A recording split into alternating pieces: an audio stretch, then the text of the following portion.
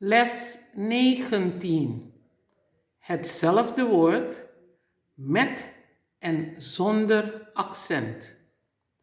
Deze les is heel belangrijk, want als men deze woorden niet juist uitspreekt, krijgt het woord een andere betekenis. Pisa, wegen. Pisa, zwaar. Lanta, opstaan of wakker worden. Lanta, wakker. Come hopisalu ta malu pabo salu. Te veel zout eten is slecht voor je gezondheid.